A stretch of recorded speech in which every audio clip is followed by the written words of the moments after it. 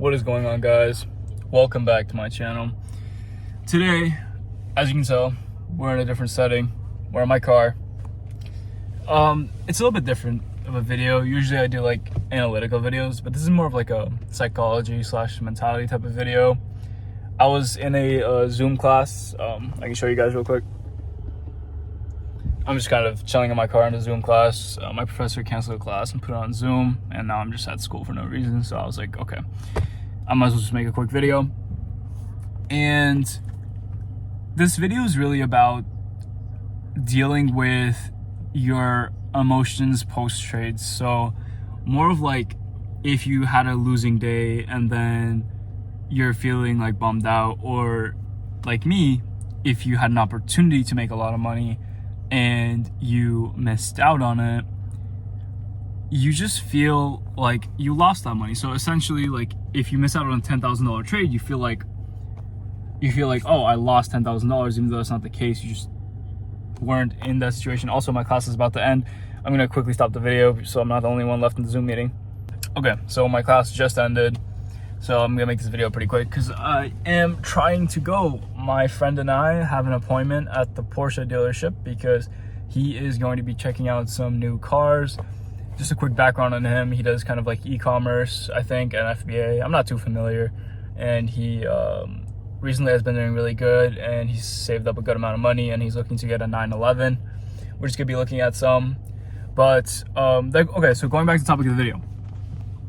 So you had a bad day, right? Or you missed out on a trade or something. Now you're just thinking about it because, if we're being honest, you overthink it. So it's in your mind. Like, for example, I was just thinking after I I missed those two trades. I'm like, okay, I just spent the majority of the day trading like horrible conditions. Not horrible, but like consolidation and like scalpy conditions where I had to work probably like 5 to 10 times harder to make like a third of the money that I would have made in these trades.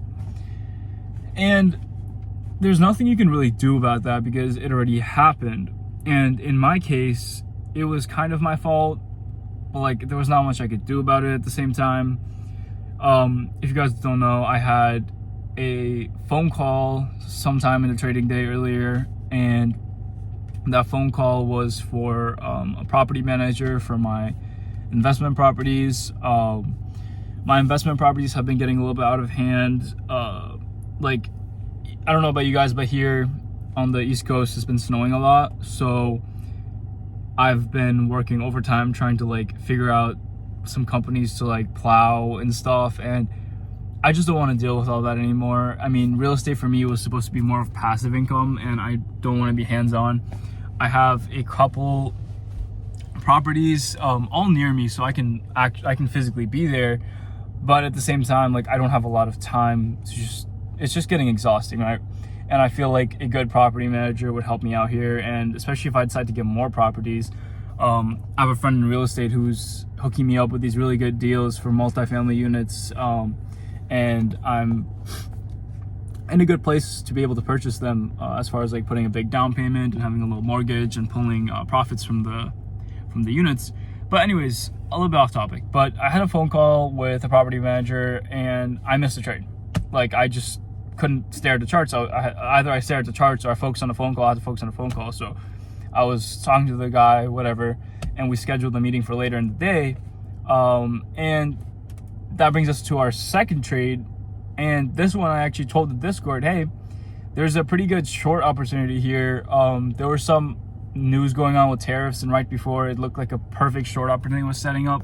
This short opportunity looked like it would have been easily able to net you like, I don't know, like 2-3 RR easily, if not more. So I was like, hey, there's a really good short opportunity that might be forming. I'm gonna have to step out, but you guys, if you use the levels that I charted out, you can find an easy trade. And of course that trade works out. It was like a 20-30 point trade. It would have probably been anywhere from like minimum 10K on like 5 contracts likely, all the way up to like 20, right? And I just completely blew it, right? Because I had a meeting. I can't just pull out the meeting and just have my laptop out and start trading, right? That's obviously not respectful of anyone's time. But the whole meeting was like, I was I don't know. I just missed out on the whole trade, right? There's nothing wrong with the meeting. The meeting was fine. The guy was pretty cool. It's just he was charging a little bit higher fees compared to some other people I talked to. So I was like, you know, any justification for that? And he was saying that he is a little bit more hands-on. So I was like, whatever. Anyways, the meeting isn't important. The thing is, I missed out on my trade, right? I was really annoyed when I came back. I was like, okay, this is just annoying. I wasn't like angry, of course, because up to that point, I scalped some trades. So I was up already on the day, like, I think I was up like maybe 3K or 2K or something. I had some profits, right? So I was pulling some profits, more of like that, you know, the hard work type of profits where the markets are consolidating, it's choppier, it's moving in a range, and you're really like working for the profits. I mean, you're trailing your stops. If it goes to break even, you have to find another entry and try to see if you can actually pull some profits this time. Move your stop loss aggressively. Like I was raking in like that, right? Like slowly.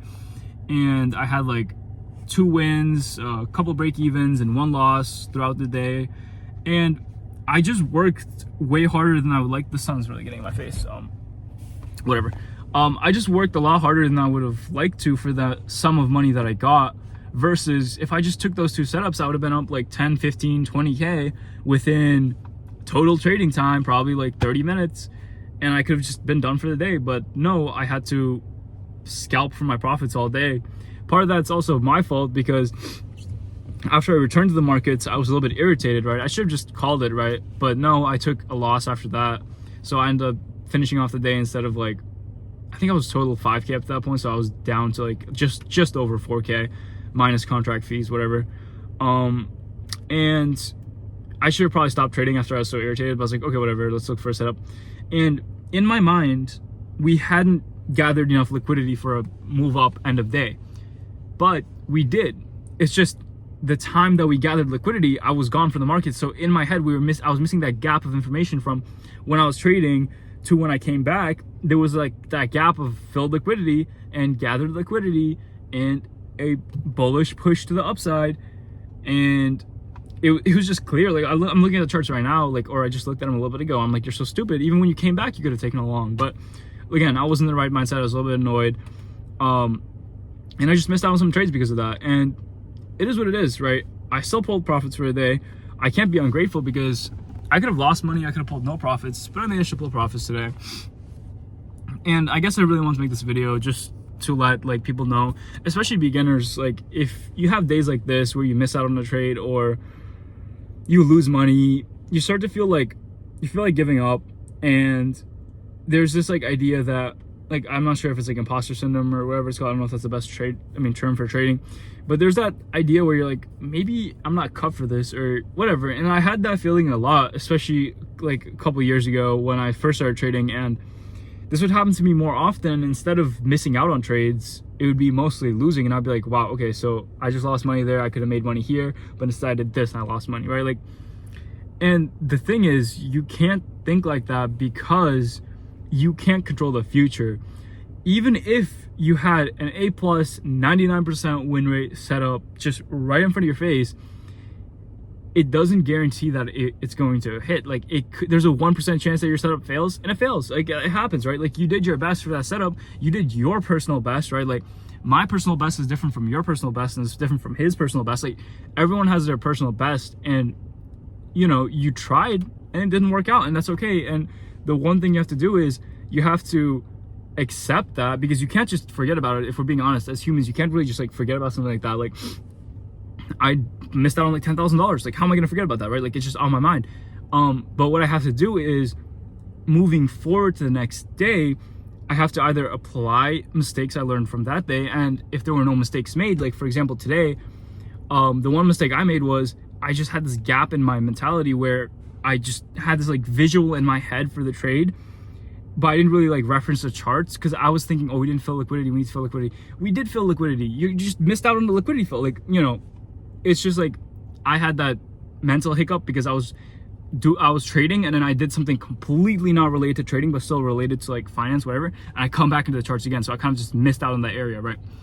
That's my fault. That's my bad, right? And beyond that, I couldn't control that I missed the previous setup. Like I was on the phone, what can I do, right? Like it is what it is. So you just have to kind of accept it, be like, okay, that's what happened. Next time I can be more proactive. Next time maybe I can reschedule my meeting if I see a really good setup, right? Like there's so many things that you can do moving forward. And if you did everything to the best of your ability, that means it's okay. Just the next day, just do the same thing, do everything to the best of your ability. And you should just be able to execute on your ideas, on your trades. And not every single day is a good trading day.